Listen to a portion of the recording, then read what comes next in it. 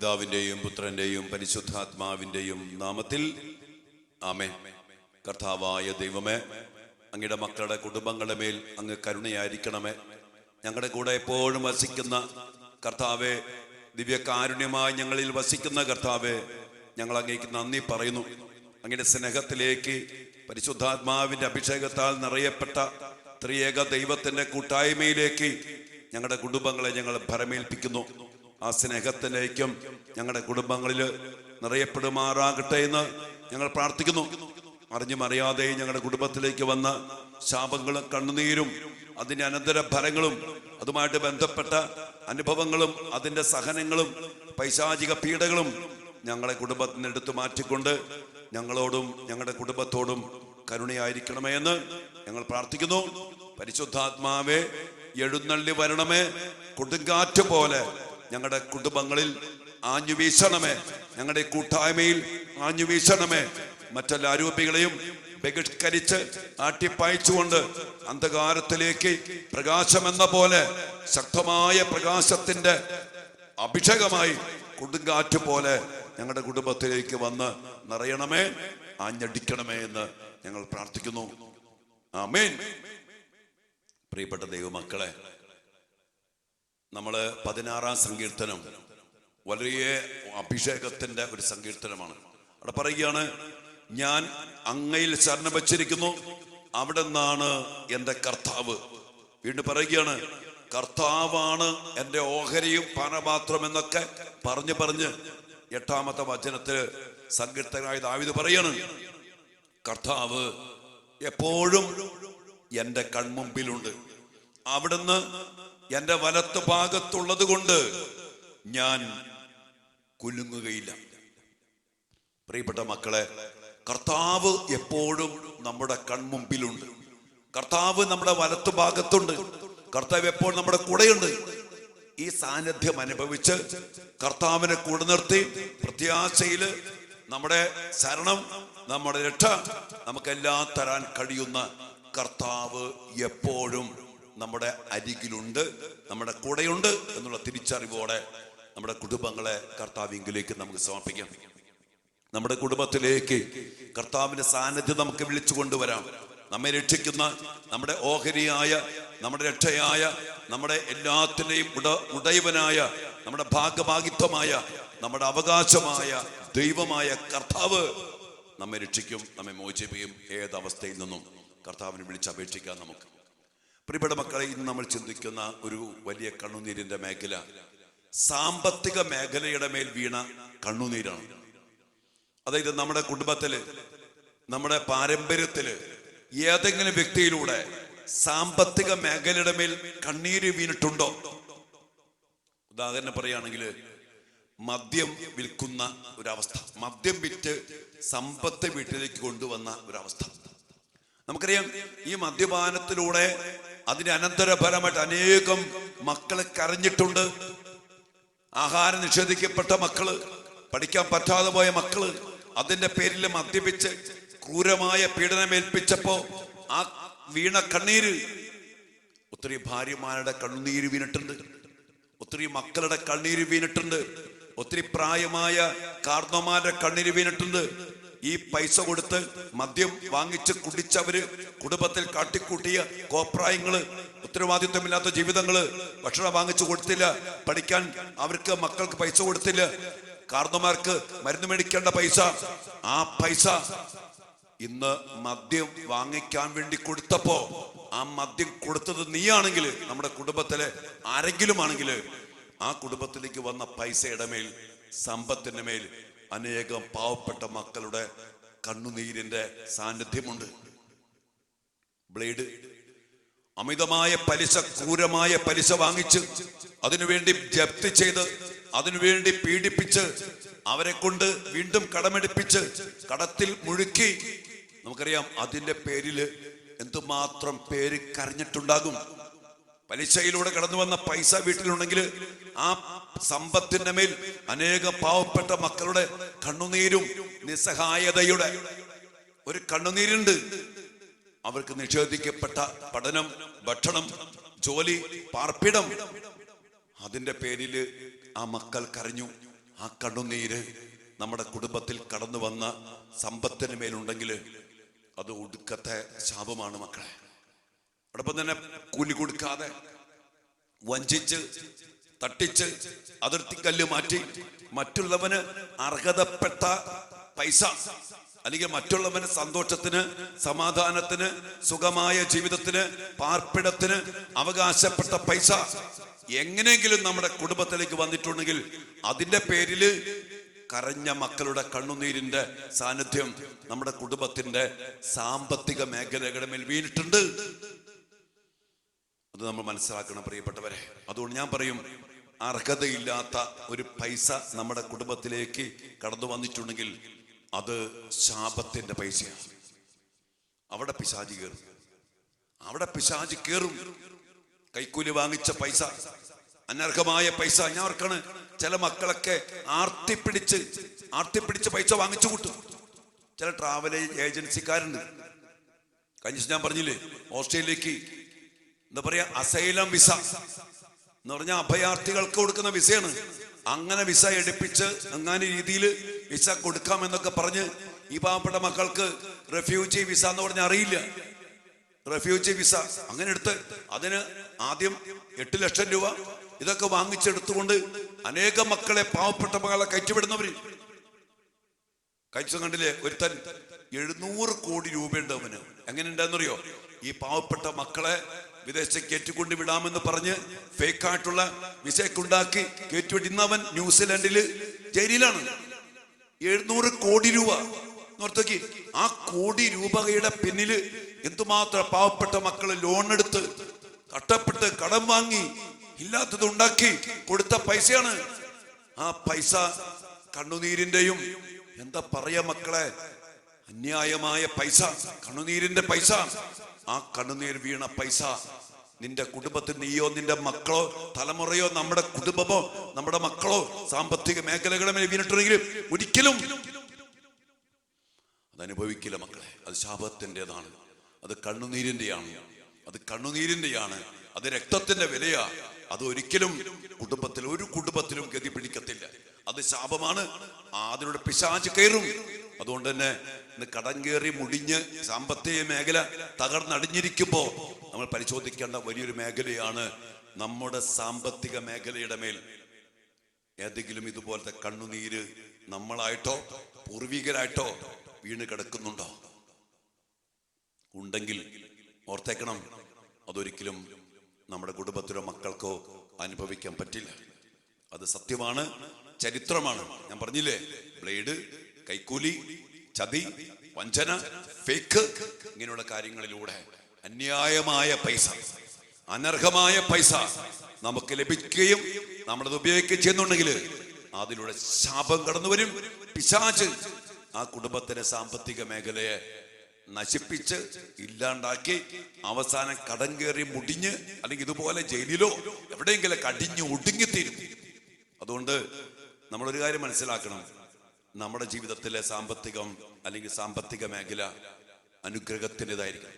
ശാപത്തിൻ്റെയോ കണ്ണുനീരിൻ്റെയോ അർഹതയില്ലാത്തതായി തീരരുത്. അതുകൊണ്ട് ന്യായമായ പൈസ, അത് നമ്മുടെ കുടുംബത്തില് നേരായ വഴിയിൽ നേടിയ സമ്പത്ത് നമുക്ക് അനുഗ്രഹമാണ്. അല്ലാതെ വന്ന സമ്പത്ത് നമുക്ക് ശാപമാണ്. അതൊരിക്കലും വളർത്തത്തില്ല എന്നുള്ള സത്യം തിരുവചനത്തിലൂടെ കർത്താവ് നമ്മെ പല സ്ഥലത്തും നമ്മോട് പറയുന്നുണ്ട്. അത് അനുഭവമാണ് മക്കളെ. അതുകൊണ്ട് അർഹതയില്ലാത്ത, അതാണ് എന്താ പറയാ, അനർഹമായ പൈസ ഉണ്ടാക്കുന്നവൻ തിത്തിരിപ്പറ്റിയിലെ അടയിരിക്കുന്ന പോലെ നിങ്ങൾ പറയില്ലേ, മറ്റുള്ളവന്റെ മുട്ടയുടെ മേൽ അടയിരിക്കുന്ന തിത്തിരിപ്പറ്റിയെ പോലെയൊക്കെയാണെന്നാണ് സുഭാഷിത പുസ്തകത്തിലൊക്കെ പറയുക. അതുകൊണ്ട് അനർഹമായ പൈസ, അന്യായമായ പൈസ, പലിശ വാങ്ങിച്ച പൈസ, അത് അന്യന്റേതിന് അടയിരിക്കുന്ന ഒരവസ്ഥയാണ്. അതുകൊണ്ട് ഈ ഒരു ഗതികേട് നമ്മുടെ കുടുംബത്തിലോ നമ്മുടെ ജീവിതത്തിലോ വരാതിരിക്കാൻ വേണ്ടി വളരെയേറെ ശ്രദ്ധിക്കണം. അങ്ങനെ ഏതെങ്കിലും കണ്ണീര് വീണിട്ടുണ്ടെങ്കിൽ സാധിക്കുന്നിടത്തോളം കർത്താവിന്റെ കരുണയ്ക്ക് വേണ്ടി പ്രാർത്ഥിച്ച് അത് തിരിച്ചു കൊടുക്കാനോ അല്ലെങ്കിൽ അതുമായിട്ട് ബന്ധപ്പെട്ട പരിഹാരം ചെയ്യാനൊക്കെ നമുക്ക് നമ്മുടെ മക്കൾക്കും നമ്മുടെ തലമുറയ്ക്കും ഇടയാകട്ടെ. അധ്വാനിച്ച് കഷ്ടപ്പെട്ട് കിട്ടുന്ന 10 പൈസ അത് അനുഗ്രഹത്തിന്റെ പൈസയാണ്. അത് വളരും, അത് കുടുംബത്തിൽ വളർന്നോളും. അതുകൊണ്ട് പ്രിയപ്പെട്ട മക്കളെ, ഈ ഒരു മേഖലയിൽ അറിഞ്ഞോ അറിയാതെയോ ചിലപ്പോൾ സമ്പത്തുണ്ടാക്കാനുള്ള ആർത്തിയിൽ, അല്ലെങ്കിൽ മക്കൾക്ക് വേണ്ടി, തലമുറയ്ക്ക് വേണ്ടി ബ്ലേഡ് നടത്തി, മദ്യം വിറ്റ്, അല്ലെങ്കിൽ മറ്റന്യായമായിട്ടും പലിശ കൊടുക്കുക, പലിശയ്ക്ക് കൊടുത്തും, അപ്പം തന്നെ എന്താ പറയാ, കൂലി പിടിച്ചു വെച്ചും നമ്മളൊക്കെ സമ്പാദിച്ച് വാങ്ങിച്ചു കൂട്ടി വെച്ചിട്ടുണ്ടെങ്കിൽ, ബാങ്കിലൊക്കെ കിടക്കുന്നുണ്ടെങ്കിൽ, അത് നമ്മളോ നമ്മുടെ മക്കളോ തലമുറയോ ഒരിക്കലും അനുഭവിക്കത്തില്ല. അത് കണ്ണുനീരിന്റെ, രക്തത്തിന്റെ പൈസയാണ്. കർത്താവ് വിറ്റിക്കൊടുത്ത പൈസ, അത് രക്തത്തിന്റെ വിലയാണ്. അത് നേർച്ചപ്പെട്ടി ഇടാൻ പാടില്ലെന്നൊക്കെ പറഞ്ഞ് കുശവന്റെ പറമ്പ് വാങ്ങിച്ച ചരിത്രം നമ്മുടെ രക്ഷാകര ചരിത്രത്തിലൊക്കെ ഉണ്ട് മക്കളെ. അതുകൊണ്ട് അനർഹമായ ഒറ്റുകാരന്റെ, അല്ലെങ്കിൽ നശിപ്പിച്ച അനേകം മക്കളെ നാശത്തിന്, ചിലപ്പോൾ അതിന്റെ പേരിൽ ചില മക്കൾ ആത്മഹത്യ ചെയ്തു. കടം കയറി മുടിഞ്ഞതിന്റെ പേരിൽ ആത്മഹത്യ, അല്ലെങ്കിൽ വഴിപിഴച്ചു പോയ മക്കള്, പഠനം മുടങ്ങിപ്പോയ മക്കള്, ജീവിതം മുടങ്ങിപ്പോയ മക്കള്, കിടപ്പാട് നഷ്ടപ്പെട്ടു പോയ മക്കള്, ഒത്തിരിയേറെ സംഭവങ്ങൾ ഓരോ ദിവസം കേട്ടുകൊണ്ടിരിക്കുക. പൈസ കൊടുക്കാനില്ല, അതിന്റെ പേരിൽ ചേച്ചി പറയാ, അച്ഛാ സ്വന്തക്കാരെ നിന്ന് മേടിച്ചതാ, ഇന്ന് ഒരു വള എടുപ്പിച്ച് കൊടുത്തില്ലെങ്കിൽ, രോഗാവസ്ഥയിൽ പ്രത്യേക അവസ്ഥയിൽ വള മേടിച്ച് പണയം വെച്ചതാ, കൊടുത്തില്ലെങ്കിൽ ജീവിക്കണ്ട. ആത്മഹത്യ അല്ലാതെ വേറെ വഴിയില്ല. ഞാൻ പറഞ്ഞു, ആത്മഹത്യ എന്ത് പരിഹാരം? അതിന്റെ പേരിലെങ്ങാനും ഈ സ്ത്രീ ആത്മഹത്യ ചെയ്താൽ, ആ കുടുംബത്തിന് സംഭവിച്ചാൽ, അതിന്റെ ആ രക്തത്തിന്റെ ആ ഒരു വില, ശാപം നമ്മുടെ ആ വ്യക്തിയുടെ കുടുംബത്തിൽ നിന്നോ ബന്ധത്തിൽ നിന്നോ ഒരിക്കലും പോവില്ല. അതുകൊണ്ട് പ്രിയപ്പെട്ട മക്കളെ, നമുക്ക് എളിമയോടുകൂടി പ്രാർത്ഥിക്കാം. അനർഹമായ സമ്പത്ത് നമുക്ക് വേണ്ട. കണ്ണുനീരിന്റെ, അല്ലെങ്കിൽ ശാപത്തിന്റെ, അല്ലെങ്കിൽ നഷ്ടത്തിന്റെ, അല്ലെങ്കിൽ ഒറ്റിക്കൊടുത്തതിന്റെ വിലയായ സമ്പത്ത് നമ്മുടെ കുടുംബത്തിലേക്ക് വന്ന് കയറാതിരിക്കാൻ സൂക്ഷിക്കണം. ഈശോ അനുഗ്രഹിക്കട്ടെ. വലിയ പ്രാർത്ഥനയോടെ കർത്താവിന്റെ കരുണയ്ക്ക് നമുക്ക് പ്രാർത്ഥിക്കാം. പ്രിയപ്പെട്ട മക്കളെ, നമ്മുടെ ഈ ആലയത്തിലെ ധ്യാനം നടന്നുകൊണ്ടിരിക്കുകയാണ്. പ്രത്യേകം ധ്യാനത്തിന് വേണ്ടി പ്രാർത്ഥിക്കുക. ഇന്ന് 2ാം ദിവസമാണ്. പാപപരിഹാര ബലിയും കുംഭസാരവും അതോടൊപ്പം തന്നെ വിടുതൽ പ്രാർത്ഥനകളൊക്കെ അതിശക്തമായിക്കൊണ്ട് നാളെ കുടുംബവൃക്ഷത്തെ സൗഖ്യത്തിന് വേണ്ടി പ്രാർത്ഥിക്കുന്ന ദിവസമാണ്. ഈ ഗ്രൂപ്പിന് വേണ്ടി പ്രാർത്ഥിക്കാം. അങ്ങനെ പ്രാർത്ഥിക്കുമ്പോൾ ഈ അഭിഷേകത്തിന്റെ ഒരു ഓഹരി നിങ്ങൾക്കും നിങ്ങളുടെ മക്കൾക്കും കുടുംബത്തിനും ലഭിക്കും. നമ്മുടെ കുടുംബവൃക്ഷത്തെ നമുക്ക് വിശുദ്ധീകരിച്ചെടുക്കാം. നമ്മുടെ കുടുംബങ്ങളെ തിരിച്ചു പിടിക്കാം. നമ്മുടെ മക്കളെ അനുഗ്രഹത്തിന്റെ സമ്പത്ത് നൽകി അനുഗ്രഹിക്കാം. കർത്താവ് നമ്മയും നമ്മുടെ തലമുറയെയും അനുഗ്രഹിക്കുമാറാകട്ടെ. ആമേൻ.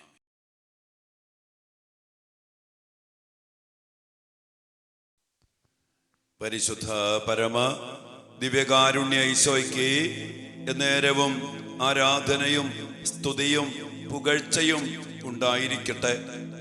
ദിവ്യകാരുണ്യ ഈശോയെ, ഈ ദിവസങ്ങളിൽ ഞങ്ങളുടെ കുടുംബത്തിൽ വീണ കണ്ണുനീരിന്റെ പരിഹാരത്തിനായിട്ടും അതിലൂടെ കടന്നു വന്ന ശാപങ്ങൾ നീക്കപ്പെടാനും വേണ്ടി ഞങ്ങളെ ഒരുമിച്ച് ചേർത്ത് പിടിച്ച് അങ്ങയുടെ കരുണയുടെ മുമ്പിൽ എല്ലാ പാപത്തെയും ശാപത്തെയും എല്ലാ ശിക്ഷകളെയും ഏറ്റെടുത്ത് പിശാചിന്റെ ആധിപത്യങ്ങളെ തകർത്തെറിഞ്ഞ അങ്ങയുടെ കരുണയോട് ചേർത്ത് പിടിച്ച് അങ്ങയുടെ കുരിശുമരണത്തിന്റെ വലിയ കരുണാർദ്രമായ രക്ഷാകര ശക്തിയിലേക്ക് ഞങ്ങൾ ചേർത്ത് പിടിക്കുന്നതിനെ ഓർത്ത് ഞങ്ങൾ അങ്ങേക്ക് നന്ദി പറഞ്ഞുകൊണ്ട്, കർത്താവേ, സാമ്പത്തിക മേഖലകളുടെ മേല്, ഞങ്ങളുടെ കുടുംബത്തിന്റെ സമ്പത്തിന്റെ മേല് വീണിട്ടുള്ള എല്ലാ കണ്ണുനീരിനെയും അതിന്റെ ശാപങ്ങളെയും അതിന്റെ അനന്തര ഫലങ്ങളെയും ഞങ്ങൾ സമർപ്പിച്ച് പ്രാർത്ഥിക്കുന്നു.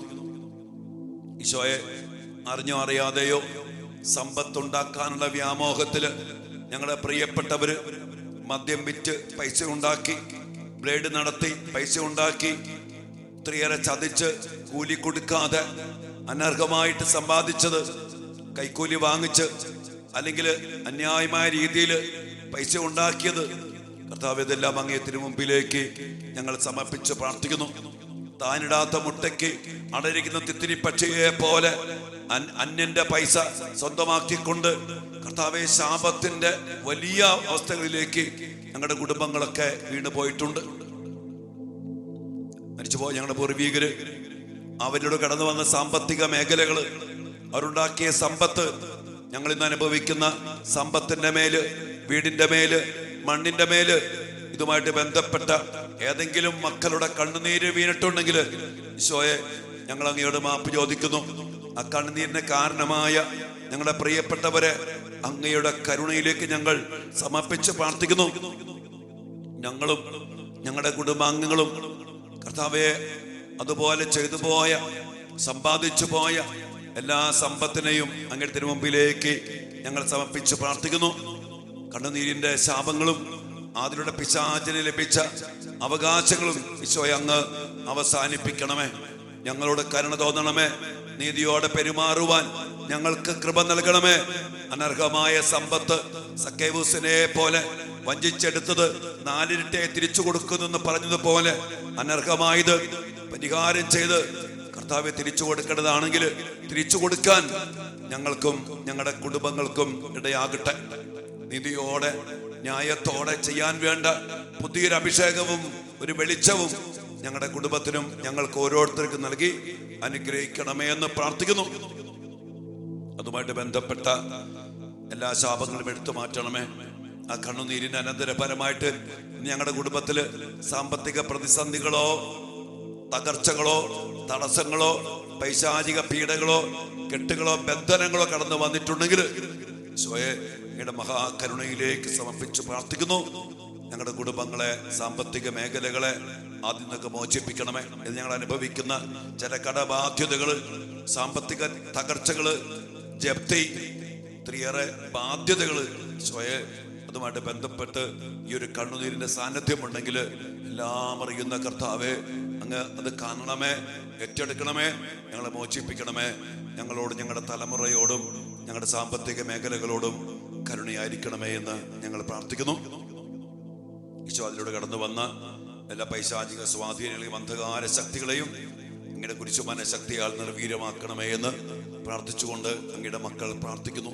കർത്താവായ ഈശോയെ, അങ്ങ് കുരിശിൽ ചിന്തിയ രക്തത്തിന്റെ യോഗ്യതയിലും കുരിശിൽ അങ്ങ് നേടിയ വിജയത്തിലും ആശ്രയിച്ചുകൊണ്ട് അങ്ങയോട് ഐക്യപ്പെട്ട് പ്രാർത്ഥിക്കുന്ന ഞങ്ങളെയും ഞങ്ങളുടെ കുടുംബത്തെയും ഞങ്ങളുടെ സാമ്പത്തിക മേഖലകളെയും നശിപ്പിക്കാൻ ശ്രമിക്കുന്ന എല്ലാവിധ പൈശാചിക ശക്തികളെയും ശാപശക്തികളെയും അന്ധകാര ശക്തികളെയും എല്ലാ ദുരാത്മ ദുർഭൂതങ്ങളെയും കർത്താവായ യേശുവിന്റെ നാമത്തിൽ ബന്ധിച്ച് ബഹിഷ്കരിച്ച് നിർവീര്യമാക്കി കുരിശിന്റെ ചുവട്ടിൽ ഞങ്ങൾ സമർപ്പിക്കുന്നു. കർത്താവെ, അങ്ങയുടെ നീതി അനുസരിച്ച് അവയോട് പെരുമാറണമേ. ഞങ്ങളോട് കരുണ കാണിച്ചുകൊണ്ട് ഞങ്ങളുടെ കുടുംബത്തെയും ഞങ്ങളുടെ സാമ്പത്തിക മേഖലകളെയും അങ്ങയുടെ പരിശുദ്ധാത്മാവിനെ നിറച്ച് വിശുദ്ധീകരിച്ച് പവിത്രീകരിച്ച് അങ്ങയുടെ കൃപയുടെ സമൃദ്ധിയാൽ ജീവന്റെ സമൃദ്ധിയാൽ അനുഗ്രഹിക്കണമേ, വീണ്ടെടുക്കണമേ, രക്ഷിക്കണമേ എന്ന് പ്രാർത്ഥിക്കുന്നു. കർത്താവെ, സാമ്പത്തിക മേഖലയിൽ വീണുപോയ കണ്ണുനീരിന്റെ എല്ലാ ശാപത്തിൽ നിന്നും അതിന്റെ അനന്തര ഫലങ്ങൾ അനുഭവിക്കുന്ന ഞങ്ങളുടെ ഇപ്പോഴത്തെ സാമ്പത്തിക തകർച്ചയിൽ നിന്നും പ്രതിസന്ധിയിൽ നിന്നും ഞങ്ങളോട് ഞങ്ങളുടെ കുടുംബത്തോടും കരുണയായിരിക്കണമേ എന്ന് പ്രാർത്ഥിച്ചുകൊണ്ട് ദിവ്യകാരുണ്യനാഥന്റെ ആശീർവാദത്തിനു വേണ്ടി നമ്മയും നമ്മുടെ സാമ്പത്തിക മേഖലകളെയും നമ്മുടെ തലമുറയെയും വീടിരിക്കുന്ന മണ്ണ് പൂർവികർ സമ്പാദിച്ച എല്ലാ സമ്പാദ്യങ്ങളെ സമർപ്പിച്ചുകൊണ്ട് കർത്താവിന്റെ മഹാകരുണയ്ക്കായി പ്രാർത്ഥിക്കാം. മക്കളെ,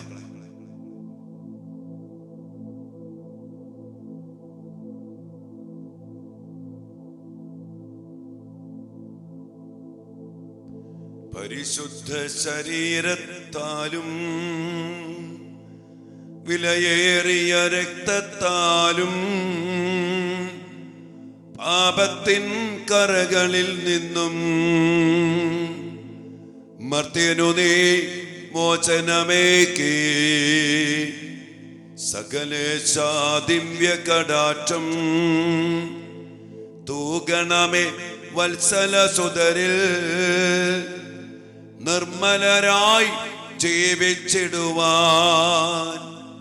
ചിന്തണമേ ദിവ്യവരങ്ങൾ. എല്ലാ വരങ്ങളും കൃപകളും ചൊരിഞ്ഞ് ഞങ്ങളുടെ സാമ്പത്തിക മേഖല അനുഗ്രഹിച്ച് എല്ലാ കണ്ണുനീരിന്റെ ശാപങ്ങളും നീക്കി ഞങ്ങളുടെ കുടുംബത്തെയും സാമ്പത്തിക മേഖലകളെയും അനുഗ്രഹിക്കണമേ കർത്താവേ എന്ന് പ്രാർത്ഥിച്ചുകൊണ്ട് കരങ്ങൾ ഉയർത്തി യാചനയോടെ പ്രാർത്ഥിക്കാം. മക്കളെ, ഹല്ലേലൂയ, ഹല്ലേലൂയ, ഹല്ലേലൂയ. യേശുവേ,